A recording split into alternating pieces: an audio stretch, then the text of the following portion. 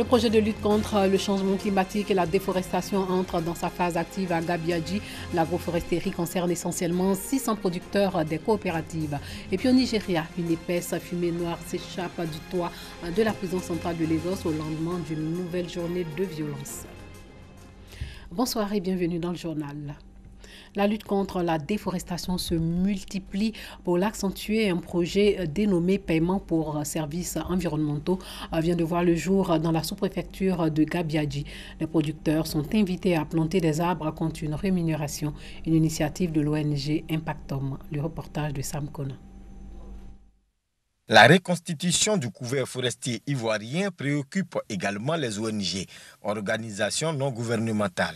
Dans la sous-préfecture de Gabiadji, département de San Pedro, l'ONG Impactom veut amener les agriculteurs à s'intéresser au planting d'arbres dans leurs plantations, moyennant un intéressement. Pour un producteur qui s'engage dans l'agroforesterie, par pied de cacao, il a 650 francs CFA. Pour les plants qui sont natifs de la Côte d'Ivoire, pour les plants exotiques, ils ont 500 francs. Donc le calcul est fait sur la base du nombre d'hectares que le producteur a et le nombre de plants qu'on introduit dans sa plantation de cacao. Une fois que le cacao est fait, il y a une partie du montant qui sert à acheter les plants, environ 40%, et une partie du montant qui sert également à s'occuper, qu'on appelle de la plantation, à faire le planting, à planter, à faire l'entretien des plants. Et il y a une dernière partie qui sert comme bonus aux producteurs pour avoir adhéré au programme. Le premier gain du producteur, c'est tous les bénéfices que peut apporter la reforestation en termes de changement du climat, en termes d'adoucissement du climat, en termes d'amélioration de la condition de vie. Deuxièmement, il s'agit pour le producteur de diversifier ses sources de revenus, notamment par la production d'arbres fruitiers ou d'arbres à bois énergie. Troisièmement, c'est d'impliquer le producteur dans l'effort national pour la réussite de la recouverture forestière de la Côte d'Ivoire. Les producteurs ont marqué leur adhésion à ce projet d'agroforesterie, de reboisement et de conservation à travers la signature de protocoles d'accord. Ce projet, qui s'étend de 2019 à 2022, a pour objectif de réaliser 1200 hectares en agroforesterie, 90 hectares en parcelles reboisées et 20 hectares de forêts conservées dans la sous-préfecture de Gabiadji.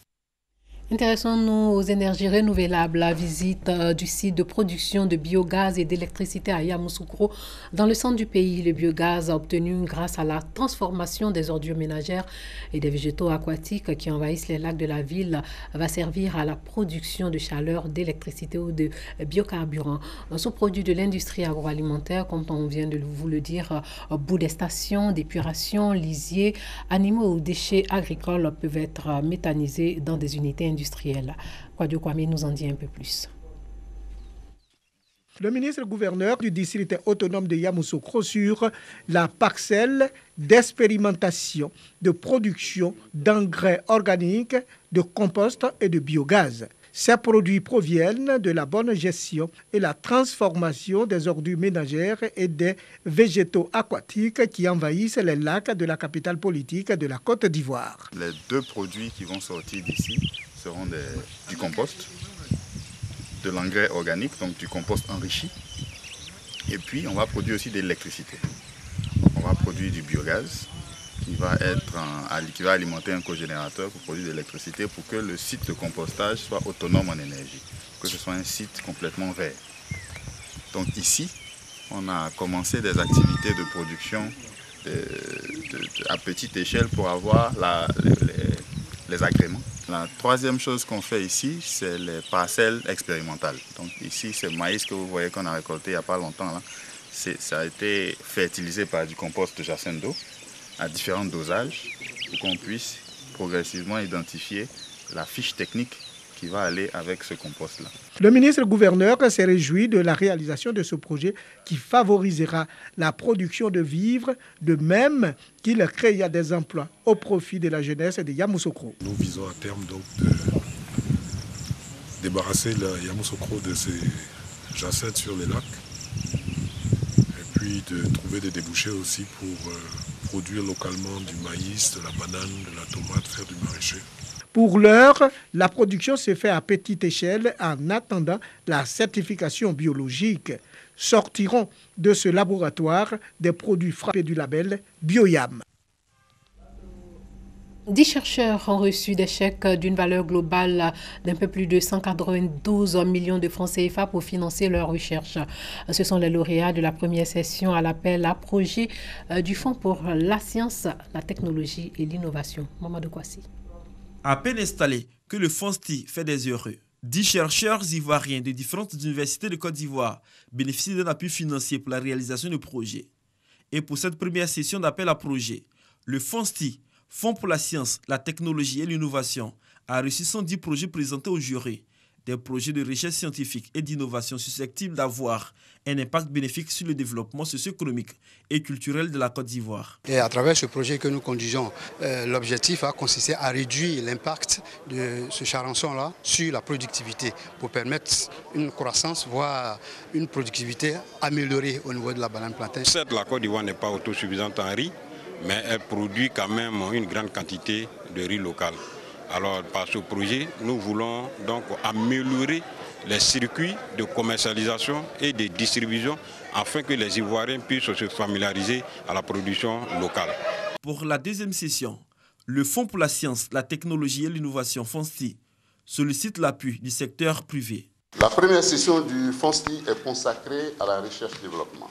La seconde session sera prioritairement orientée vers des thématiques d'intérêt national et au soutien de projets d'innovation au bénéfice du secteur privé national. L'ambassadeur de la Suisse en Côte d'Ivoire se réjouit de la détermination du gouvernement à œuvrer pour le renforcement de la politique de la recherche en Côte d'Ivoire. Elle assure du soutien de son gouvernement dans la poursuite de ses projets.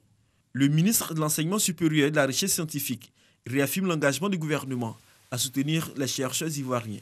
Nous avons donc besoin d'une recherche scientifique, dynamique et performante qui produit des savoirs utiles au développement économique, social, environnemental et culturel de la Côte d'Ivoire.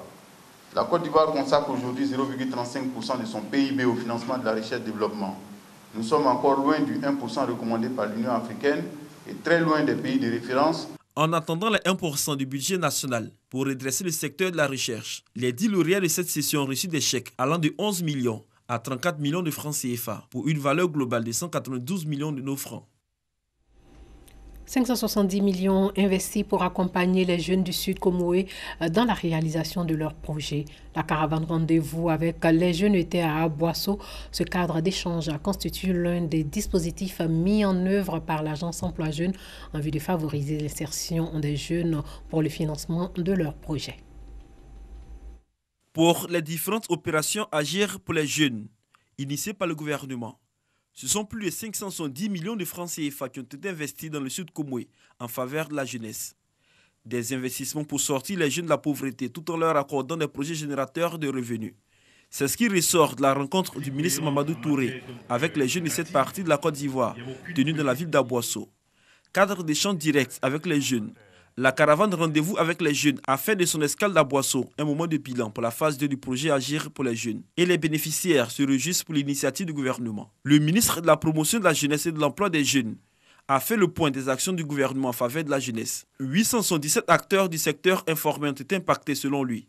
Et pour la prochaine phase, ce sont 3139 jeunes qui bénéficieront de 767 millions de francs CFA pour s'assumer économiquement. Et pour la phase 3, qui va démarrer à partir d'aujourd'hui, ce sont 306 millions que nous allons investir dans les jours prochains pour les autres jeunes, en dehors de ceux qui sont déjà bénéficiaires.